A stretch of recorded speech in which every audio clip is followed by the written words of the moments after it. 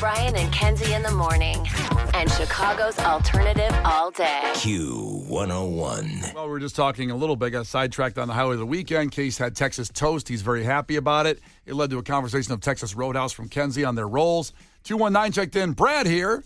I was just at Texas Roadhouse and asked for a doggy bag of rolls and butter to go. They gave him 10 rolls and a tub of butter. Amen. He says, I wasn't mad. Of course not. How would you be mad? But, I mean, you're sitting there eating and you're done with the rolls. You can sit there and ask them before the check, hey, can I get a doggy bag of rolls to go? And they'll give it to you for free? I say, can I have another basket and a to-go box? They know what's going on. But you ask right away for the to-go box. You don't just say, hey, could we have some more rolls? Yes, of course. And then you don't eat them and you save them for the end. Or are you actually just stating... in the same... What are they, their rolls? What are they worried about? This is a waitress, whatever. Well, they are, but they don't want to give that stuff out for free. They don't want to. It's part of the dinner. What are you talking about? Why would they not want to give it out for free? Let me clarify. I had already eaten dinner. I didn't walk in, ask for rolls, and walk out. Well, that's what I'm saying, that you are getting something for free. The rolls are an honor system we have that you get them to start the meal. So say you're going to go, give me 10 rolls to go, and I've already done and given the check. You're not eating them in the restaurant anymore. You're only taking them home to eat. I can't believe they give out the rolls like that at Texas Roadhouse. They're not going to be like, sorry, you've already boxed up your steak, no rolls for you. That's what they should say if they're trying to cut their budgets. I don't want Texas Roadhouse to go away. This is what I'm saying. I love Texas Roadhouse. I don't understand why you're being like the roll police. Ebenezer Scrooge, like no rolls for you. I'm telling you that this is an unusual situation, that when you're done with the meal, you can't ask for more food that was free to take home. What are you talking about?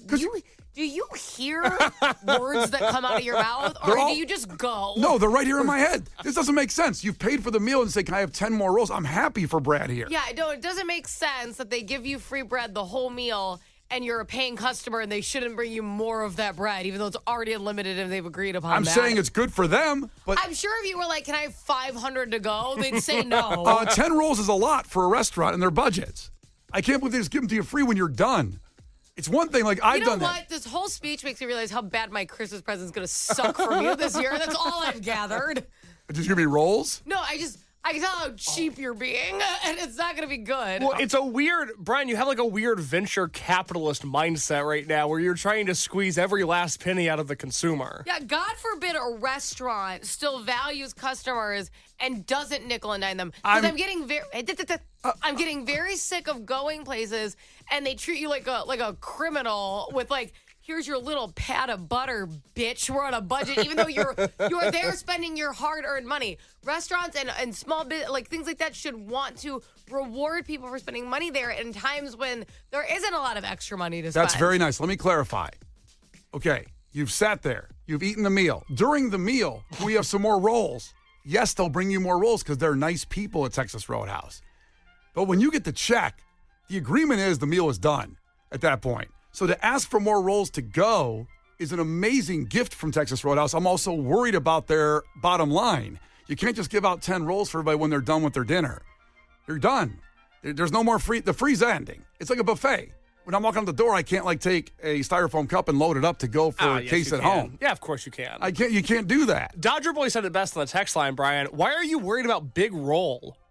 Worry about Joe the plumber. Worry about the common man. What are you and Big Roll doing behind the scenes that we don't know about? Have you ever got to walk into a Texas Roadhouse at dinner time and just sit down?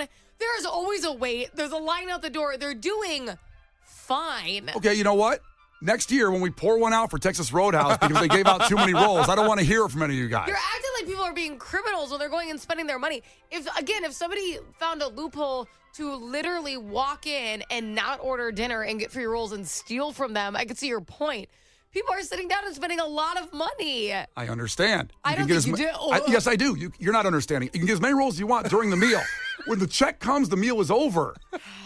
So you're bothered by the person that is asking for rolls after they've got the check. No, I'm happy Brad took a shot and he got he got his swung rolls for the fences and hit a home run. I'm worried about Texas Roadhouse is what I'm worried about here. Well, you think you're better because you ask for a basket in the middle of your meal and don't eat it and then take it home. That doesn't make you better. I am better because I do it that way. Yes, I am. Because it's the same thing. It's the same thing. However, I feel better about it and they feel better about it. They should feel okay. They don't feel bad. as somebody who waitressed at Famous Dave's for like 7 years, I don't give an F. As long as they're going to be happy and give me a good tip because of that, no one cares. You don't care, but the restaurant should care. Oh, my God. Dave & Buster's, I bet you... What is Dave & Buster's got to do with it? Why are you worried about the corporation's bottom line? I bet the revenue of your restaurant went down because you didn't care and gave people more free stuff. What happened to Dave & Buster's? I know they're still doing fine and they're delicious. It's all good. I think he meant Famous Dave's, not David Did Buster's. you mean Famous Dave's? You got me all frazzled. I just was like, what did Dave & Buster's give out? They give out too many tickets. Too many tickets. You have to have your tickets during dinner. I know what happened. I don't know. Okay. When the check comes, the meal's over. The Brian and Kenzie Show. On Q101. We just got a little discussion about Texas Roadhouse rolls and how somebody got some at the end to go, 10 rolls and a tub of butter. And I haven't verified completely if it was after the check came, and I love Texas Roadhouse. I'm worried about them. I don't want everything's going away in 2024. So many pour one outs, and I'm worried about them just giving out their rolls like water. And then during the meal, yes, give me extra rolls. But when it's over, the meal's over. You sign the check. That's the agreement of society we've agreed on, that the meal is over. But you think you're better because you asked for a basket of rolls that you're not going to eat during dinner. It's the same thing. Your intention is to bring them home. It's the same thing. If you were like, I refuse to ask for a second basket of rolls, and that's the hill you want to die on, I'd have more respect for you. But how dare you? Well, how dare you come at me for this? Because how dare you? Because when the check comes, the meal is over, and it's okay because I might want to nibble on a roll, but I realize I'll save these for later, and I'm going to put some ham and cheese on them later when I get home for a little snack. And Dodger Boy came up with a great point because he goes, Brian's worried about Texas Roadhouse, but he just admitted he hadn't been in a while. I'm the one supporting the company. How dare you say that the company's going out of business because of me getting more rolls? I give them business. What do you do for Texas Roadhouse? Nothing. There's not one near me. So I drive out of my way for Texas Roadhouse all the time. I drove 45 minutes to go on my birthday. I don't believe you. 45 minutes? I swear to God. Look me in my face. Gosh, I swear to God. Don't you dare. However, if they were not giving out so many rolls, perhaps they could open a location near Wrigley Field and I could go. Near Wrigley? What are you talking Can you about? imagine how packed a Texas Roadhouse would be if it was out across the street from Wrigley Field? You know what, Brian? The best idea you've ever had. Thank you. Also, text came in from Debbie, who said, I actually agree with Brian on the roll situation. So much so that I've been listening for years. And this is my first text ever to the station. Welcome to the party. Official Debbie Downer. Good to meet you in person. No rolls. Oh, Lord. Also, Corey checked in from Addison. Thanks for checking in. Said, Brian, I agree with you, but then we'd both be wrong. Ayo. Listen, I'm just worried. I don't want to pour one out for anything else. Texas Roadhouse, give out the rolls during the meals. However, and thank you for checking in from Addison today, by the way. And here's the deal. Heather texted in, says her daughter works at Texas Roadhouse and brings home tons of rolls every single night because they make so many they have extras. That's a So they would have just thrown them out otherwise, Brian.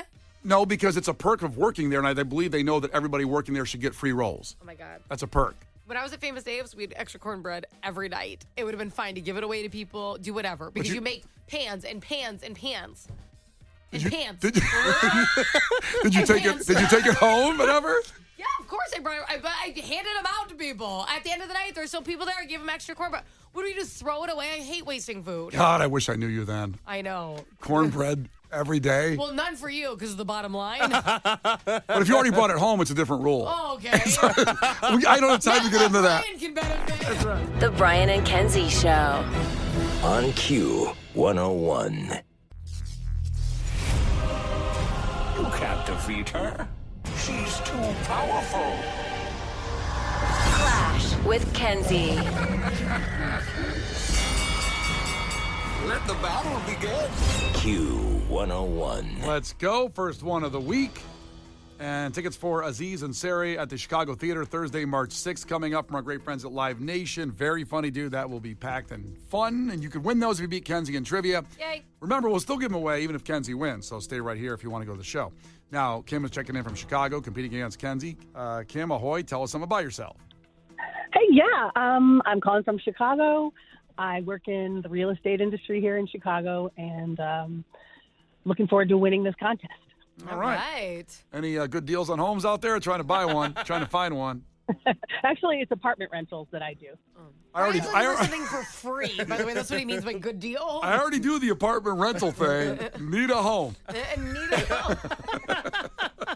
Looking to buy, baby. Look and go here. He wants kind of like every time I'm in a car with Brian, which has always been against my will every time, but every time I'm in a car with Brian, he points out homes that like Cubs players live in. Yeah. He goes, I toured that one. And I'm like, what does Megan do that makes you think, I know how much you make. I don't know how why are you looking at that house? Because I just want to go in there and like John Lester's house, we went in for a tour. I'm like, Eddie Vedder came in here and he came up here when they secured the pennant and they went and sang on the roof. It was really cool. You think Eddie Vedder's going to come to your house and do that? No, I want the house he was in. I know he won't come over, but I want the house where all this history happened. But I can't get. I wanted Michael Jordan's house. But That's he gone. wants it for a reasonable $150,000. That's what he's looking for. Naturally. I think you could talk him down from $7 million. Okay, how about $200,000? And $20 of it in cash. Give you a little plug on the radio too. How about that? All right, here we go, Kim. First one to 5 wins. Listen carefully. If Kenzie gets one wrong, you can steal a point. She can do the same with you. Call heads or tails, Kim. Heads. It's tails. All right, Kenzie. Question number 1. Yeah. What do you need to play double Dutch? What do you need? Double Dutch? Yes. You need jump ropes? You need jump rope. That's it. That's the only one. Okay, maybe nervous? I mean, you need some friends. To go do it with. You need At the very least, some acquaintances. That's true. You need a couple people. Back to Kim. Yep. The 3 wise men brought what to baby Jesus? Frankincense and myrrh. Oh, And gold. Oh, I got it. There you go. That was a weird order you did. They say gold, frankincense, myrrh. Yeah. Gold, frankincense, myrrh. That's how it goes. You went frankincense, myrrh, and I don't know, some gold, I guess. My mind works differently. Yes. Clearly. Okay, 1-1. And back to Kenzie. Kenzie, in what sport would you find a shuttlecock? Badminton? Yes. You cannot say shuttlecock without laughing. I mean, of all the things they could have named it, Try to say it without laughing. shuttlecock. Casey, you try to say it. Shuttlecock. Just don't look at me. Kim, try to say shuttlecock without laughing. Kim? Shuttlecock. Oh, you prepared yourself. You thought about dead grandma or something. Oh, Jesus. Oh, my God. Not dead grandma. She starts crying. All right, 2-1. And back to Kim. Kim, in 1929, Black Tuesday led to what? The great stock market crash. It was not the Great Stock Market crash. That was not right. Kenzie? I don't know. Is it the Great Depression? It's the Great Depression. You do know. You do know. Turns out you know. I helped you with that one, Kenzie. I helped you with that, with the grapes. Okay. Yes. That helped. In fairness, I did think it was that already. I'm like, I only know 2. I know Black Friday, totally different. Yep. The opposite, if you will. Yeah, Yes. not a bunch of shopping and running over the people for TV. I miss the good old days of Black Friday. People did that. When people got trampled and died. Well, not died, but trampled for a TV. In the spirit of competition, Yeah, though. that's right. That's right. Now you just go online, hit buy. It's not as fun. boring. It's not It a is full boring. contact sport. It's 3-1. And back to Kenzie. Kenzie, what wing chain provides the official wings of the Chicago Bulls? Wait, what? A wing chain, chicken wing chain. Oh my God, I'm thinking of like a logo. I'm sorry. Steal. Can I steal? No, you can't steal. What? Kim, show some decorum. What are you talking about? God, I love Kim. I That knew was what Jesus got for his birthday, and I said nothing, lady. What are you talking about? I love her aggressiveness. Yeah, no oh one's my ever God. said that in the history of this game. I Can I know. steal? Like a realtor. Unbelievable. Right, trying to steal that house. Too bad as I don't know the answer, though, so I'm just going to guess Wingstop. God, you don't know anything, but you know everything. Oh, okay. It's Wingstop. It's the official wings of the Chicago Bulls. Cool. Now back to Kim. It's 4-1. Back to Kim. Kim, a poem with 5 syllables in the first line, 7 in the second, and 5 in the third is called what? Haiku. It's a haiku. Good job, Kim. But sadly, Kenzie can win with this next one. Thank you. Now I feel really good about myself. Kenzie, Uh-huh. so what is the point value for each of the vowels in the board game of Scrabble? For For vowels? For vowels. One. One is Nailed right, it. and there you go. All right. Nailed it. Love Wah, wah. Scrabble. Womp womp. Sorry, Kim. Hey, thanks for the build-up, guys, for winning. I just feel like a pile of crap if I win. It's unbelievable. It's okay. Thanks, Kim, guys. now listen, you can do something. Thank you, Kim. Have a stellar holiday season. And remember, hang up and get ready to call because right after Cannons, we'll hit God Bless the Baby. And Aziz Ansari tickets can be yours. And everybody listening, just stay put. Have those tickets in about 3 minutes. It's Brian and Kenzie on Q101. The Brian and Kenzie Show. On Q101. Brian and Kenzie on Q101. Time for some music and entertainment news. And we start off with the music side of it as Soundgarden, the surviving members, reunited over the weekend for a charity benefit. They called themselves Nude Dragons, which they've done before without the late Chris Cornell. So it's drummer Matt Cameron, who plays in Pearl Jam now, guitarist Kim Thayil from Park Ridge, by the way, Chicago, and bassist Ben Shepherd. They were joined by Duff McKagan, the bass player of Guns N' Roses, and a singer named Shania Shepherd for a benefit called Smooch in Seattle, a 6-song set they did. It's been a while since they've done this before, but the original members of Soundgarden all together, minus obviously Chris Cornell. I have heard that they are working with Chris Cornell's widow to get some music out in 2025. They finally come to an agreement after a long battle that they want to release some music because they have Chris Cornell's vocals and they want to put in some music and finish the songs they were working on when he tragically passed away. And one of the greatest singers of all time in any format, whatever you call it, Chris Cornell was just amazing. And I would love to hear that. I get conflicted about when a band member has that happen or somebody passes away. You should never put the music out that they were working on because they didn't approve of it. Right. They're not there to sign off on it. I don't know how you feel about that, Kenzie, but like Prince has so much stuff and they are releasing some things of it, some of the family. I don't think he would like, but we like it. That's the thing, being selfish. Like, I want to hear everything like Jimi Hendrix and Eddie Van Halen ever did. There's tapes out there. Yeah. Let me hear the stuff. Even if they thought it sucked, maybe I think it's cool. Yeah. It's just, I don't think, it's not awful. And like, people love you and they're trying, I understand why, they're perfectionists and that's not what they want and da-da. But this is people who love you and they're just trying to reconnect with you again. I don't think they should feel, tarnished or anything like that. I would hope not. I don't know how you feel about it, Case. You think you should let it lie or what? No, I want to hear everything. Yeah. But I'm that way about bands that are alive, too. Whenever, like, The Cure's really good about this. When they reissue an album, they have demos and outtakes and live versions. I want to hear all that stuff, alive or dead. Alive or dead? I just like hearing stuff. Yeah. Stuff's good. I like hearing things. It's awesome. Certainly do. Yeah. I would really love to hear some of the Soundgarden stuff that Chris Cornell, some of the vocals, and hopefully that comes to fruition because I've heard about it. It was supposed to happen, and then it got nixed, and it happened again. And I think 2025 we're looking good. I thought the last thing I read and saw that it was about a real coming to the minds of Chris Cornell's widow, Vicky, and then the other guys in the band to make it work properly. So we'll keep an eye out for that music. We will keep you posted. Jamie Foxx, who nearly died in the last year having a stroke. It's a very mysterious thing how it happened. And he had a brain bleed. I watched his special over the weekend. He had a brain bleed that led to a stroke. Well, he can't get a break because he's out there celebrating his birthday in a restaurant in Beverly Hills. He's celebrating his 57th birthday, and someone threw a glass in his face and hit him in the mouth. I really feel bad for him because not only did he just have a stroke, he lost his memory for over 20 days and didn't know who he was with and what was going on, and the nurse taking care of him. He also was unable to walk because he was so dizzy. So he had insane rehabilitation, and his face is even a little different still. And then he's finally recovered. He was talking about his relationship that he now has with God and how it changed him. And he gets a glass chucked in his face on his birthday. It's like, leave him alone. While you're trying to eat the calamari. You're just sitting there eating calamari thinking this is going to be great. Leave him alone. That's enough. Also over the weekend, Billie Eilish got hit in the face on stage. With a bracelet. Is that what it was? Yeah, someone threw something in her face. I don't know why this trend started. Somebody threw a phone at somebody, I think, a year ago. And let's throw things at people when they're not expecting it.